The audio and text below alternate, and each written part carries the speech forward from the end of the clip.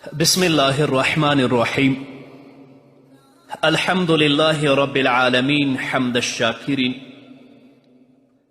الصلاة والسلام على سيد الأنبياء والمرسلين سيدنا ونبينا وشفيعنا ومولانا محمد وعلى آله وأصحابه الطيبين الطاهرين.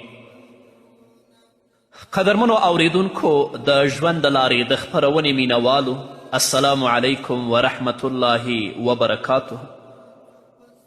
ستاسو روغتیا او خوشحالي د پاک رب نه غواړم، په دې هیله چې د صحت او عافیت جامې پر تن ولرئ او خوشحالي مو په برخه وي. دا دی زه محمد یاسین فهیم د ژوند د لارې د خپرونې په وړاندې کولو کې ستاسو په خدمت کې یم. زموږ د نن ورځې د خپرونې موضوع بیا هم له ګناهونو څخه د خلاصون لارې. درنو اوریدونکو، په تیرې خپرونه کې تاسو واوریدل چې د ځان ساتنې یو مهم عمل څارنه او مراقبه ده. دویم عمل تفکر دی. الله رب العزت په خپل کلام کې د آل عمران په صورت کې په 190 او 191 آیتونو کې فرمایي: ان فی خلق السماوات والارض واختلاف اللیل والنهار لآیات لأولی الالباب الذین یذکرون الله قیاما وقعودا وعلى جنوبهم ويتفكرون في خلق السماوات والأرض ربنا ما خلقت هذا باطلا سبحانك فقنا عذاب النار. الله فرمای بېشکه په پیدایښت د آسمانونو او ځمکې او په اختلاف د شپې او ورځ کې خامخا د عقلمندو او هوښیارو خلکو لپاره د الله د وجود او قدرت دلایل دي. هغه هوښیاران چې په ولاړه، په ناسته، په اړخونو باندې الله یادوي او د آسمانونو او ځمکې په پیدایښت کې فکر او غور کوي او وایي ای زموږ پالونکیه، دا د عبث نه دي پیدا کړي، پاکي د تا لره، پس موږ د دوزخ له اور څخه وساتي. ربنا ما خلقت هذا باطلا سبحانك فقنا عذاب النار. دا آیتونه په نبی کریم صلی الله علیه وسلم د شپې هغه مهال را نازل شول چې محمد رسول الله صلی الله علیه وسلم پر عبادت باندې مشغول ول او ژړلی. بیا کله چې د سهار لمانځه په وخت کې حضرت بلال رضی الله تعالی عنه محمد رسول الله د ژړا په حالت کې ولیدو، نو ورته ویې فرمایل ای د الله رسوله ولې ژاړې؟ حال دا چې الله رب العزت تا ته مخکینی او وروستني ګناهونه ټول بخښلي دي، ولې ژاړې؟ محمد رسول الله صلی الله علیه وسلم ورته فرمایي آیا د الله تعالی شکرګزار بنده نشم او ولې به نه ژاړم؟ حال دا چې الله رب العزت پر ما باندې نن شپه دغه آیتونه را نازل کړي دي. بیا نبی کریم صلی الله علیه وسلم وفرمیل ویل لمن قرأ هذه الآیات ثم لم یتفکر فیها. هلاکت دی وي هغه چاته چې دا آیتونه ولولي بیا پکې فکر ونه کړي. الله رب العزت په خپل کلام کې خپلو بندگانو ته د خپلې پیژندنې او معرفت دوه لارې ښودلي. یوه لار د الله رب العزت په مخلوقاتو کې فکر کول، لکه چې الله رب العزت فرمایي ان فی خلق السماوات والارض واختلاف اللیل والنهار لآیات لأولی الالباب. بله لار د هغه د کتاب په آیتونو کې تدبر او غور کول، لکه چې الله رب العزت په سورة النساء کې 82 آیت کې فرمایي افلا یتدبرون القرآن، پس ولې دوی په قرآن کریم کې تدبر او غور نه کوي؟ همدارنګه په سورة الصاد کې 29 آیت کې فرمایي کتاب انزلناه الیک مبارک لیدبروا آیاته. دغه کتاب یعنی قرآن کریم چې تا ته مې نازل کړی ای پیغمبره مبارک یعنی ګټه لرونکی دی تر څو خلک د هغې په آیتونو او دلایلو کې فکر او غور وکړي. د الله رب العزت مخلوقات د هغه پر افعالو باندې دلالت کوي او افعال په صفاتو، ځکه چې جوړ شوی او پیدا شوی سیز د جوړونکي او کوونکي پر فعل باندې دلالت کوي چې فعل د کوونکي د وجود، قدرت، اراده او علم مستلزم او ثابت کوونکی دی. همدارنګه که د الله رب العزت مخلوقات له یوه اړخه د هغه په صفاتو باندې دلالت کوي، نو له بله اړخه د هغه څه په صداقت او رښتینولي هم دلالت کوي چې پیغمبرانو علی نبینا و علیهم الصلاة والسلام خبر ورکړی، نو مخلوقات او جوړ شوي شیان په مسموعاتو یعنی له پیغمبرانو څخه په اوریدل شوو خبرو او آیتونو باندې دلالت کوي او د هغې تصدیق کوي، لکه چې الله رب العزت په خپل کلام کې فرمای سنریهم آیاتنا فی الآفاق وفی انفسهم حتی یتبین لهم انه الحق. زر دی چې هغوی لره به په لیدلو سره وښایو خپل آیتونه په اطرافو کې او د دوی په خپلو نفسونو کې تر څو هغوی ته څرګنده شي چې دا حق دی. کائناتو کې فکر او غور کول د عبادت یوه نوعه ده چې له دې لارې انسان حق ته رسیږي او یا یې په نفس کې حق لا پسې زیات پیاوړی کیږي. علمای کرام د ځینې صحابو اقوال را نقل کوي، لیکي ان ضیاء الایمان او نور الایمان التفکر، بشکه د ایمان رڼایي او یا د ایمان نور په تفکر کولو کې دی. او امام حسن بصری رحمه الله فرمای تفکر ساعت خیر من قیام اللیل. یو ساعت فکر او غور کول د شپې له اودرونې یعنی د نفلي لمانځه او یا د تهجدو څخه بهتر. او بشر بن حارث حافي رحمه الله فرمای لو تفکر الناس فی عظمت الله تعالی لما عصوه. که چیرې خلکو د الله تعالی په لویي کې فکر او غور کړی وی نو د هغه نافرمانی به یې نه وی کړې. دا ټول اقوال علامه ابن کثیر رحمه الله په خپل تفسیر کې را نقل کړي. او امام غزالی رحمه الله په احیاء العلوم کې د فضیل بن عیاض رحمه الله قول را نقل کړی. هغه وی الفکر مرأة تریک حسناتک و سیئاتک. فکر کول آینه او هنداره ده چې نیکیانې او بدیانې دې درښایي. او ابو سلیمان رحمه الله فرمای عودوا اعینکم البکاء و قلوبکم التفکر. سترګې مو له ژړا او زړونه مو له فکر کولو سره عادت کړئ.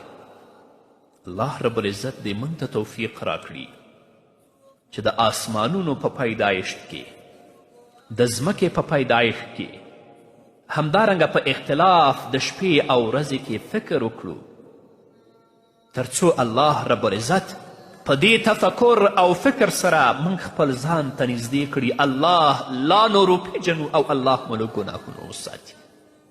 نو په دې خپرونه کې زه یوازې د تفکر هغه موضوعات تر څېړنې لاندې نیسم چې له ګناهونو څخه د ځان ساتنې او د هغې د مخنیوي مفاهیم پکې زیات څرګند وي. چې اول په ګناهونو کې فکر، دویم په طاعتونو کې فکر، دریم په تباه کوونکو صفتونو کې فکر، څلورم په نجات ورکوونکو صفتونو کې فکر. اول په ګناهونو کې فکر.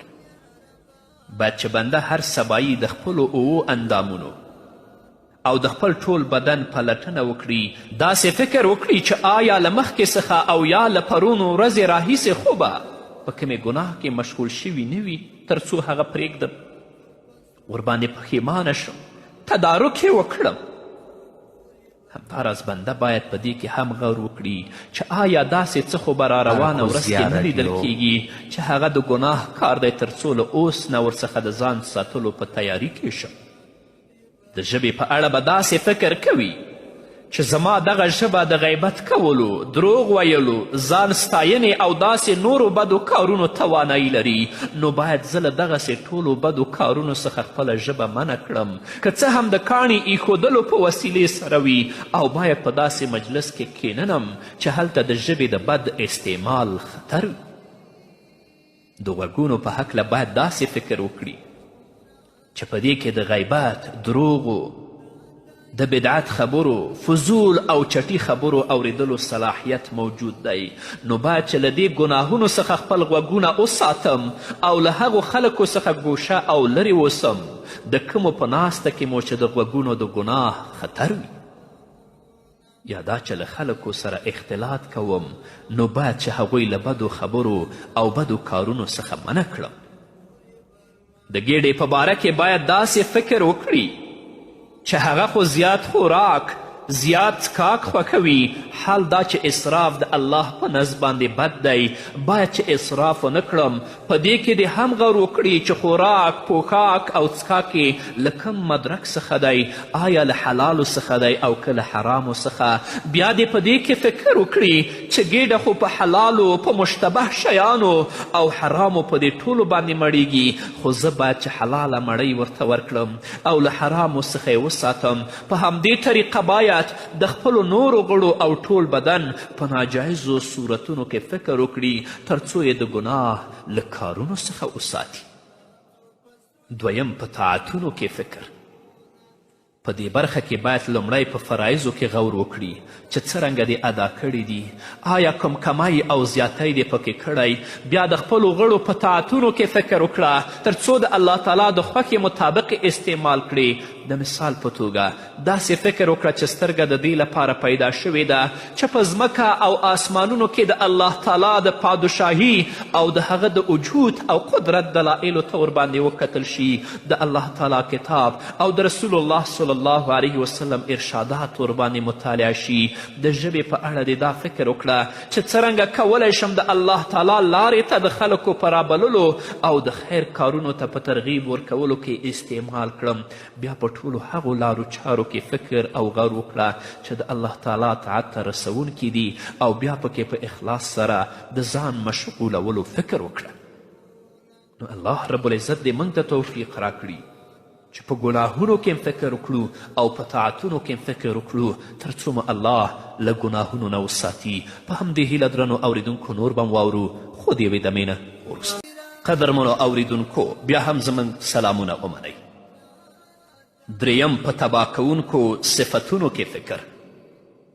دغه صفتونه چې ځای د انسان زړه دی، لکه د شهوت غلبه، غصه کول، بخل، لویی، په ځان او په عمل باندې ویاړېدل، ځان ښودنه، حسد کول، بدګماني، غفلت، مغرورتیا او داسې نور.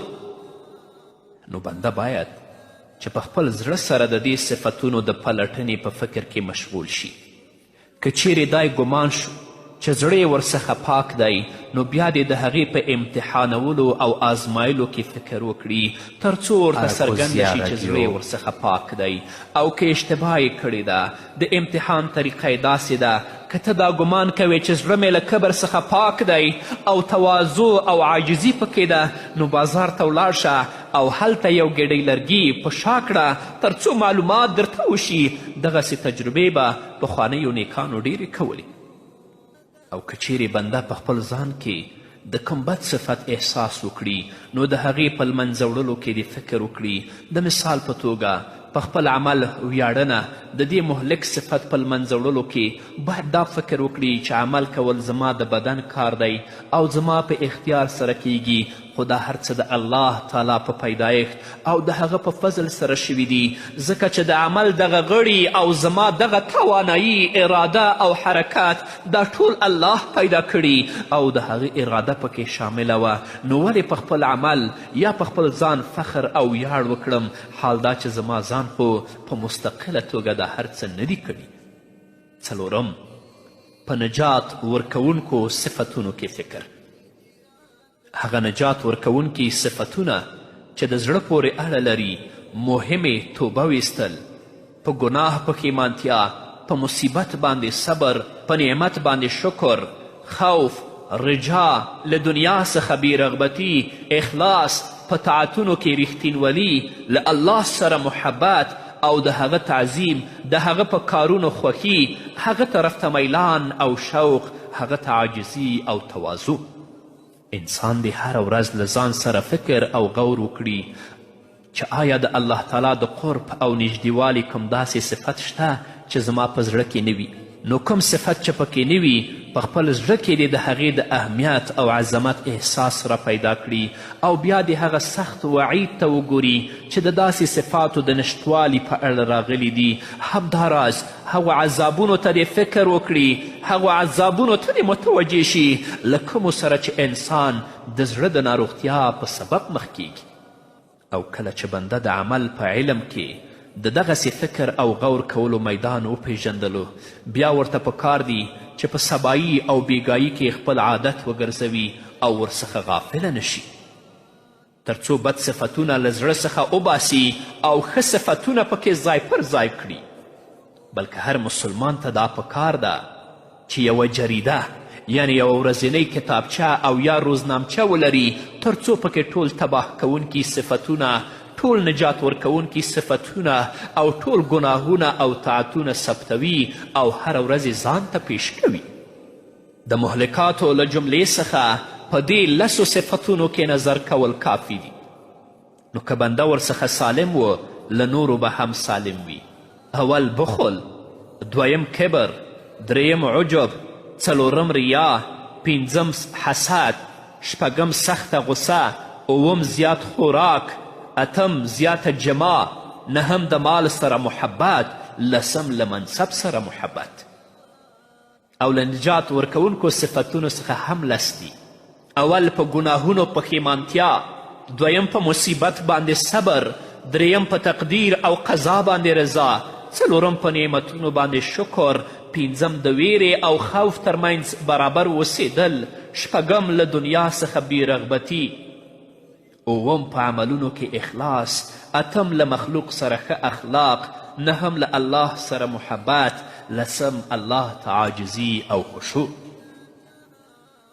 دغه 20 خویونه او صفتونه چې 10 یې بد یعنی مضموم دي او 10 یې ښه یعنی محموده دي، که له فکر او غور کولو وروسته درته معلومه شي چې کوم بد صفت دې پریښی دی، نو په روزنامچه کې ورباندې خط کش کړه، د الله تعالی شکر وباسه او په دې باور ولره چې دا هر څه د هغه په توفیق سره وشول.